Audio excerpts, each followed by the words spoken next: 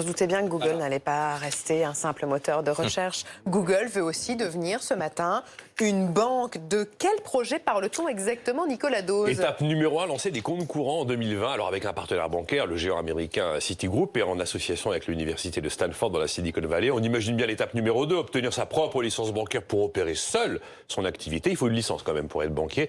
Et puis l'étape numéro 3, développer la palette des offres bancaires pour un jour délivrer du crédit à la consommation. Bon, il y a du monde sur ce marché, il y a des startups, mais là, on parle de GAFA, oui, ça parle de géants. GAFA. Oui.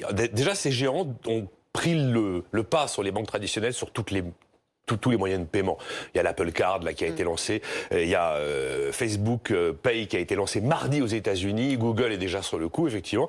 Ensuite, vous avez quand même un autre projet complètement dingo. Facebook est en train d'imaginer qu'il va lancer en 2020 une monnaie privée, une crypto-monnaie privée concurrente des devises souveraines que sont le dollar, le yen et l'euro. Ça va s'appeler le Libra. Et puis là, vous êtes sur des mastodontes qui veulent devenir banquiers. Alors jusqu'ici, nos grands banquiers, BNP, Société Générale, ils pouvaient se payer 50, 100 millions d'euros, des petites startups sympathiques qui leur faisaient de l'ombre. Ouais, mais c'est fini si on a des Google, des Amazon, des Facebook sur ce marché. Et puis l'étape d'après, c'est que ils vont au bout de l'histoire en espérant un jour détenir nos données financières personnelles, puis aussi nos données de santé.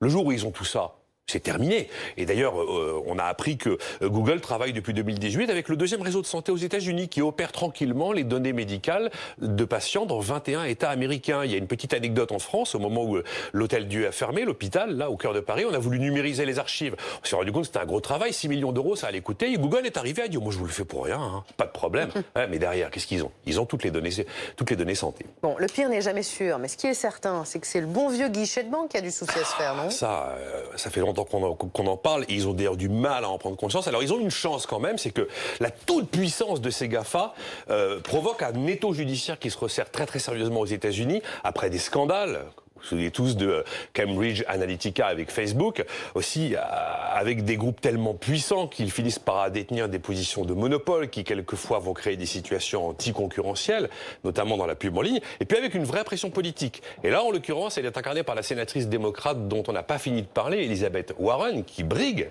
la primaire en février prochain et qui, elle, plaide tout simplement le démantèlement des GAFA.